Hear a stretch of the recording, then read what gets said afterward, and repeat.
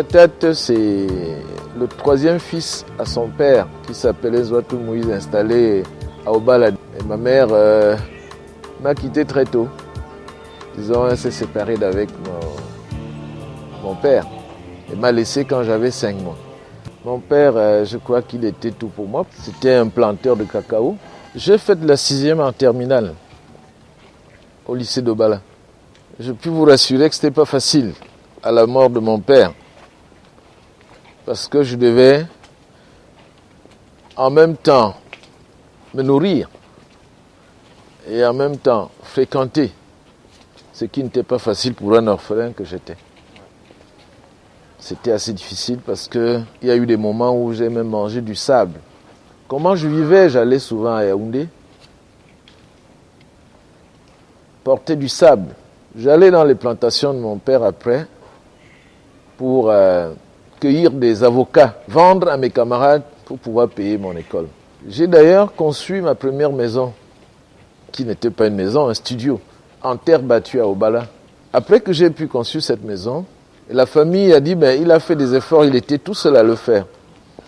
Comment faire pour qu'il puisse rester avec son frère qui n'était pas dans la ville? On nous a conçu un studio de 2 chambres, un salon, à côté de la mienne. Et j'ai mis la mienne en location, ce qui me rapportait quelques sous pour pouvoir payer mes études. Et très souvent, je faisais des jaloux parce que j'avais un revenu, je vendais mes avocats, j'allais de temps en temps puiser de l'eau. Et puis il y avait un hôtel à Obala, l'hôtel Lunapark de M. Ndiaye. Nous allions très souvent faire la plonge là-bas. Quand les Blancs finissaient de manger, nous on récupérait dans les sachets. Nous gardions pendant la semaine et c'est ce que nous mangeons. J'ai fonctionné ici jusqu'en classe de première. À un moment, quand j'étais en 5e, mon professeur d'histoire-géographie m'a pris chez lui pour que je puisse veiller sur ses enfants. Je l'ai fait pendant, je dirais, 2 ans. Un matin, il me dit, monsieur, je suis obligé de me séparer de vous parce que, voilà, il y a des petits problèmes. Mais néanmoins, je vous envoie chez mon neveu. À la maison, déjà, il faisait des poulets. Et ça, c'était là où j'avais eu pris goût de lever les poulets. C'était là vraiment le début de ma carrière où j'ai pensé qu'un jour, je finirais par là. Et je l'ai dit d'ailleurs, que je finirais par là.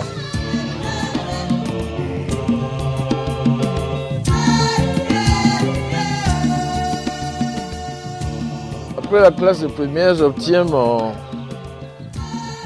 probatoire au lycée d'Obala. Mon probatoire D. Je fais dans la classe terminale pendant 1 an. J'échoue 1 fois. J'échoue 2 fois. Je me dis, je crois que j'ai atteint mon apogée. Personne ne devait me soutenir. Avec tout ce que je faisais, je ne pouvais plus continuer. J'ai compris que j'avais atteint mon niveau 0. J'ai tenté de me remettre au travail. J'ai sollicité à être candidat libre au lycée d'Obala. Parce que là-bas, quand même, j'avais mis de la 6e en terminale dans le lycée. Savait qu'il y avait un rococo là-bas qui n'arrivait plus à bouger. Ils m'ont accordé 1 année de plus comme auditeur libre. J'ai raté le bac, j'ai décidé d'arrêter comme ça les études.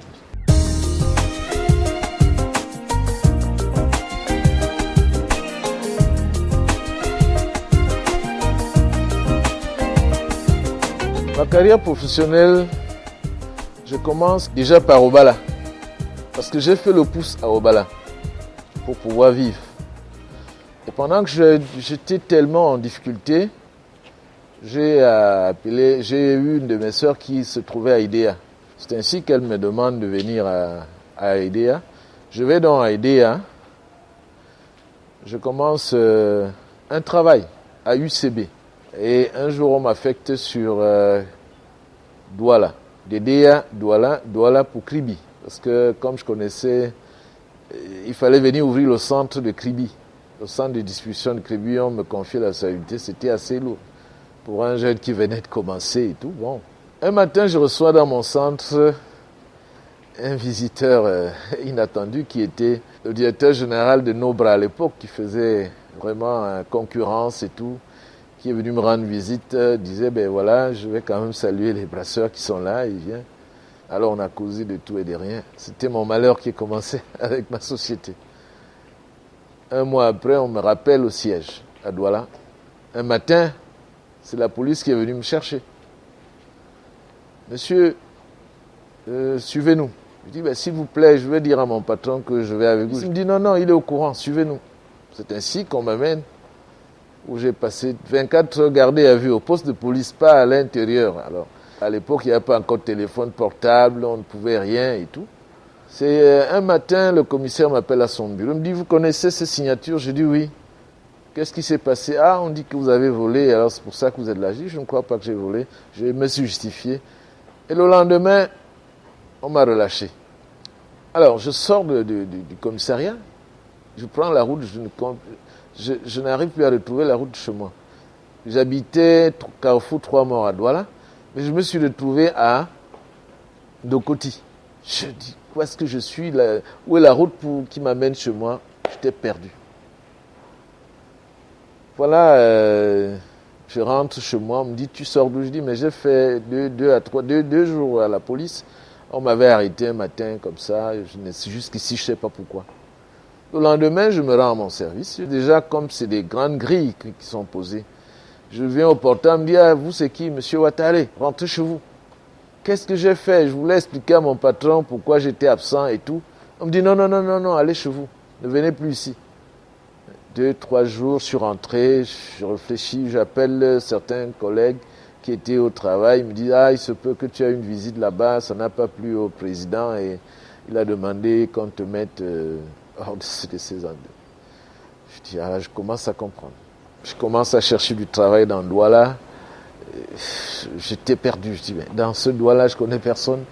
J'apprends, je regarde dans les journaux, on dit, il y a tel qui ouvre une société, je m'en vais me planter, je cherche du travail. On me dit, Nestlé est en train de faire, si je vais, je cherche, je trouverai. Le président Tchanke a été au courant que j'ai eu des problèmes. Il a donc envoyé me chercher. Et il m'a demandé si j'étais prêt à travailler aussi pour lui. Je dis, mais pourquoi pas, je suis en chômage, je cherche du travail. C'est ainsi que j'ai commencé avec nos bras. Me voilà en pleine fonction. Et puis un matin, on m'affecte sur Tchang. Il fallait aller ouvrir le centre de Tchang. Je suis allé à Tchang, j'ai ouvert le centre pendant 1 an et demi. Et je faisais de bonnes recettes, curieusement. Il y avait de meilleurs prix dans les ventes. Et un jour, on m'a dit, Monsieur Ouattara, vous allez repartir sur Kribi, que vous connaissez assez bien. Et j'arrive à Kribi, je travaille avec la société Nobra. Jusqu'à terme, l'entreprise va jusqu'à fermer ses portes. Et je me décide de rester sur place. Je fais une demande aux brasseries du Cameroun. Ça tombe à Douala. Il se peut qu'il y ait une certaine Madame Ouattara au secrétariat qui reçoit et voit Monsieur Ouattara. Il dit non, ça, accord tout de suite. Il voit son patron qui met l'accord parce que Monsieur Ouattara et Madame Ouattara, qu'est-ce qui se passe? Votre mari cherche déjà le travail. Il dit non, c'est Monsieur Ouattara, c'est même la famille. Voilà comment j'obtiens l'accord pour pouvoir commencer la manutention aux brasseries. La manutention, c'est quoi? Les camions qui viennent ravitailler le centre. C'est nous qui les déchargeons. Et on nous donnait 5 francs le casier déchargé. Quand on le rechargeait, l'emballage vide, on avait 10 francs. C'était assez compliqué, mais on a pu quand même s'imposer pendant 1 an et demi. Et je dis, c'était trop compliqué, il fallait que je fasse autre chose. C'est ainsi que je pense à faire du gardinage.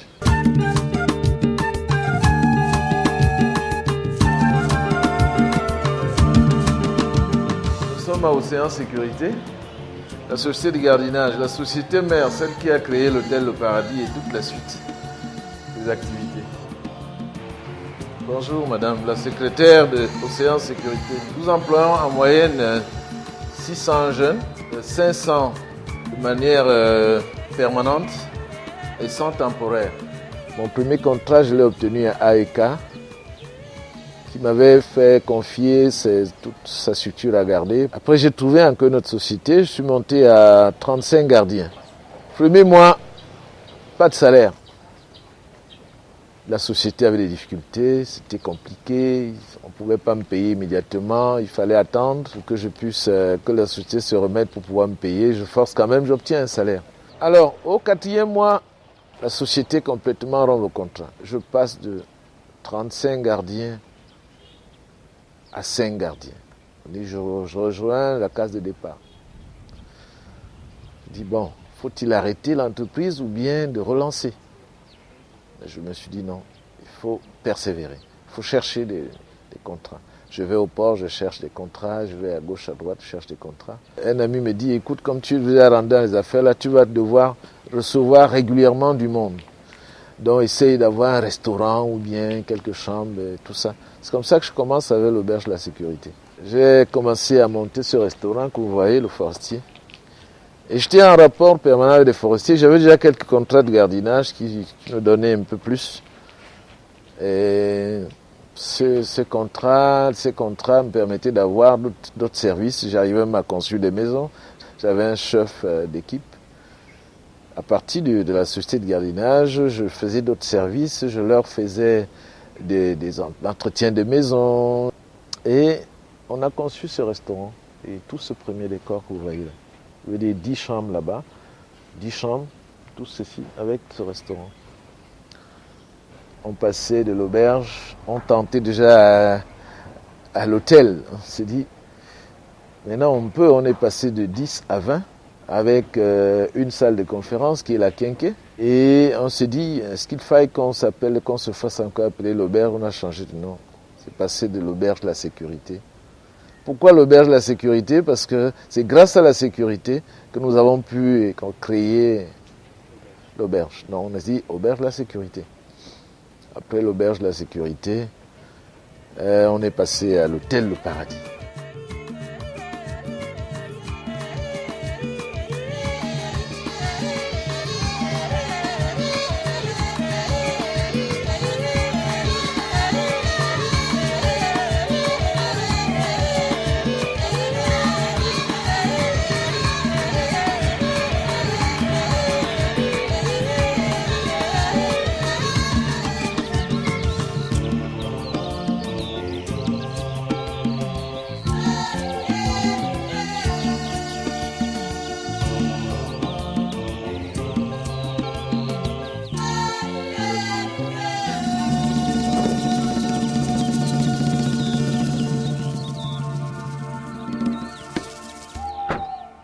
Nous sommes ici à la ferme Gigues Fermier les Ambitions du millénaire de l'océan qui fait de l'engraissement. Et ici, c'est un bac de désinfection obligatoire. Ici, on met des produits de traitement ou tremper les pieds. Nous atteignons ici M. Clarkson, qui est le responsable de la ferme. C'est un jeune qui travaille avec moi depuis bientôt 5 ans. Ici, nous employons 12 personnes en deux temps. C'est-à-dire il y a une équipe le matin, une équipe le soir. Et mon travail ici, ça demande de m'en occuper sur la santé du bête. Ici, on a une unité d'engraissement et de l'autre côté, l'unité de reproduction. À l'engraissement ici, on a plus de 500 bêtes. Et à la reproduction, je suis déjà à 222 truies. Et parmi les 222 truies, il y a 150 qui sont déjà gestantes, que j'attends les mises bas d'ici la fin du mois. Chaque jour à 7 heures, on se lève le matin. Moi, en tant que technicien, je me lève, je fais le contrôle sanitaire partout, dans tous les sites. Je vois les bêtes, comment les bêtes sont dormies, s'ils sont en santé, si j'ai les cas inquiétants ou les cas qui sont un peu malades, donc je m'en occupe. Les réactions entre nous, les employés, et avec notre patron, on a vraiment une réaction sincère et très saine. Au côté du travail, d'abord, premièrement, c'est un patron qui connaît ce qu'il fait. Parce que nous, les employés, on ne se plaint pas. Il nous donne ce qu'il nous faut pour faire notre travail. Et hors de ça, il est derrière nous comme notre père. Parce que quand on a souvent les petits problèmes, même hors de travail, il cherche à arranger nos problèmes pour voir que tout va mieux et pour améliorer le travail. C'est un monsieur téméraire, d'une force extraordinaire. Et surtout, celui-là qui pense qu'il ne doit pas aller seul, qui doit aller avec les autres. C'est un monsieur d'une générosité extrême. Un parcours comme celui-là, c'est un modèle qui doit être copié par les autres, par les jeunes.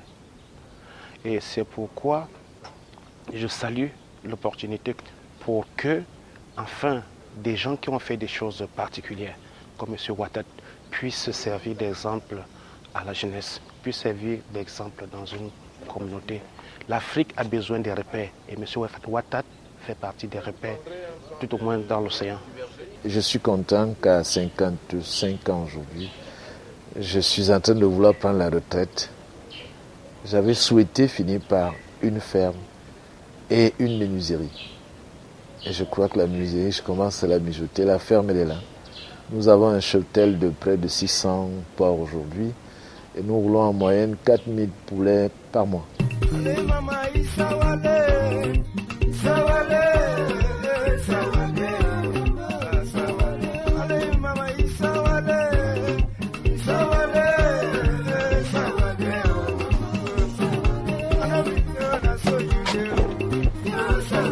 Nous sommes ici à la ferme Fémia La Grasse. Ici, nous sommes à l'unité de volaille. Vous avez des poulets de 45 jours qui pèsent 2 kilos, qui, n'est-ce pas, sont en train de sortir déjà pour la casserole. Donc vous avez de ce côté une bande de 1000, une bande de 1000. Ça fait 2000. Nous contribuons à ceux qui nourrissent Kribi en ce moment. Et avec tous les projets structurants qui viennent, nous serons obligés de redoubler des efforts et de permettre à ce que nos cheptels soient quadruplés parce que la demande risque d'être plus forte.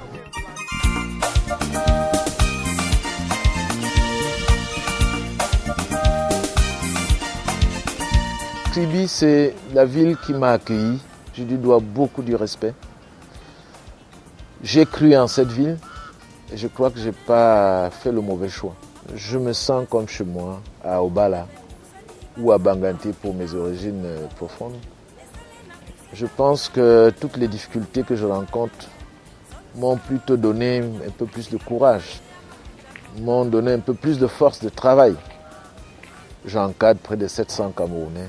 J'ai entre M. Ouattara et les employés des intermédiaires, qui sont mes collaborateurs les plus proches, avec qui nous faisons des réunions très souvent, qui nous permettent, n'est-ce pas, de pouvoir se rapprocher, avoir des idées, discuter. C'est ce qui nous permet d'avancer. Le secret, c'est des ambitions. Le secret, c'est des projets mûris, étudiés. Le secret, c'est d'être un bon père de famille quand on a du personnel. Le secret, c'est de croire en son pays.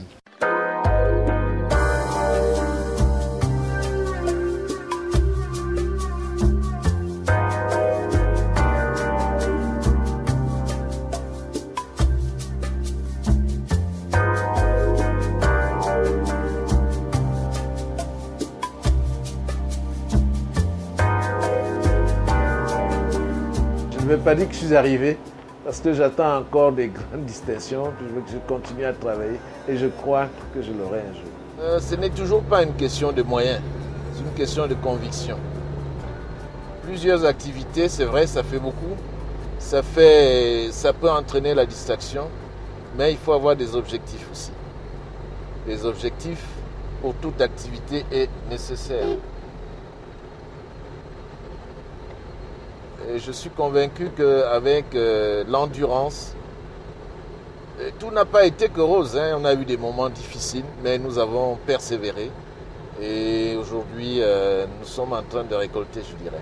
J'ai cru à mon pays, j'ai cru à la force de travail.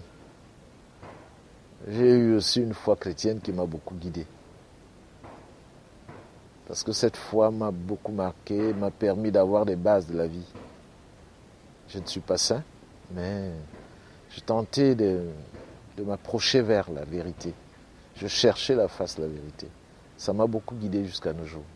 Il faudrait que les Camerounais comprennent que le chef de l'État a sorti tout ce qu'il leur faut pour demain. Le Cameroun, c'est un grand pays qui va sortir de la misère.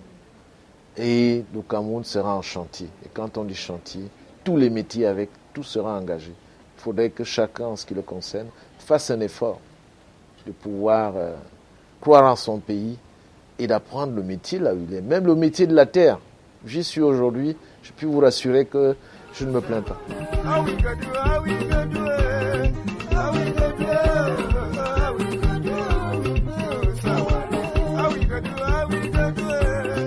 Nous sommes ici au verger du groupe Watat. Nous avons planté plusieurs types de citrons, plusieurs types d'avocatiers, d'orangers. Et vous avez également des pruniers, ce que nous appelons le safou. Il y a une zone qui est prévue, il y a une zone de manguiers également. Et c'est ici que nous stockons toute la lisière qui sort des porcheries pour pouvoir amener dans notre ferme où on voudrait créer un vaste champ de maïs.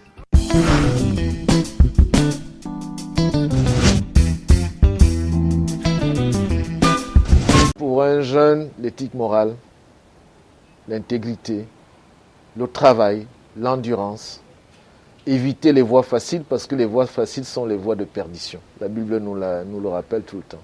Les jeunes doivent plutôt être sûrs et avoir confiance à leur pays et se mettre, quels qu'en soient les mouvements qui s'y trouvent, qui se disent qu'ils sont appelés à devenir comme les autres. L'échec ne devait pas être, n'est-ce pas, un motif de relâchement quand on a commencé une activité. L'échec plutôt devait être un motif d'encouragement. Parce que c'est au bout de l'échec qu'on repart de plus belle. Donc j'estime que les jeunes doivent persévérer, doivent croire en leur projet et faire ce qu'ils savent faire. Il ne faut jamais faire ce qu'on ne sait pas faire. Les aventures, c'est pas bon. Il faut vous sentir dans ce que vous faites et y croire fermement.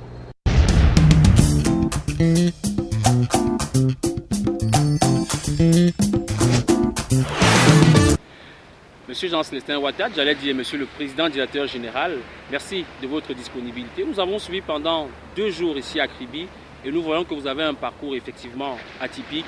Et j'ai vu des employés qui travaillent avec vous, 700 personnes. Comment vous faites en tant que manager pour conduire un groupe comme celui-là?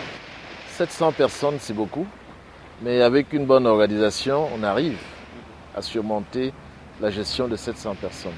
C'est de choisir des hommes qu'il faut pour les places qu'il faut.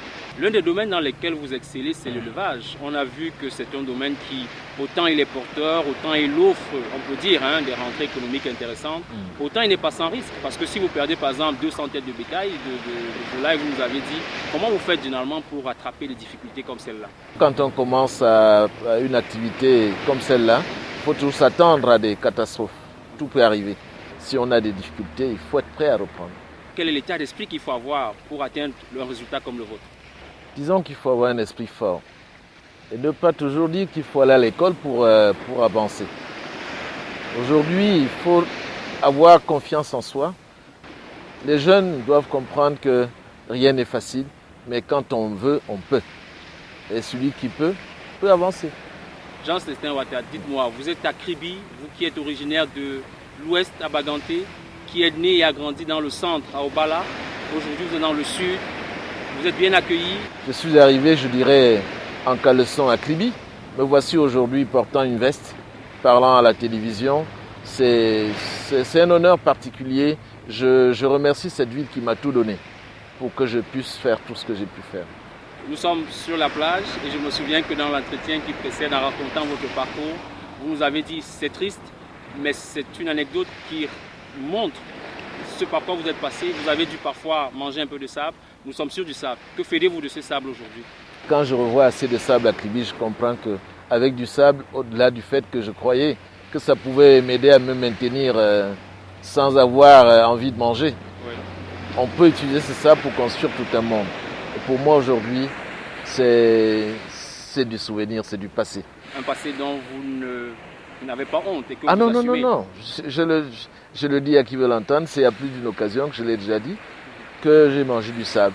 Ceci, c'est pas pour m'en vanter, c'est pour dire que dans la vie, il faut endurer. Il faut endurer et quand on endure, il ne faut pas virer à la facilité.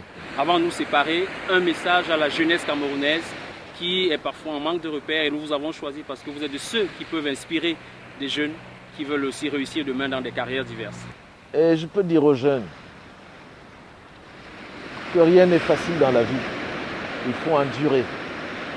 Il faut pouvoir compter sur soi. Cette jeunesse doit se construire elle-même. Elle doit éviter de calquer des mauvais exemples. Elle doit avoir foi en elle.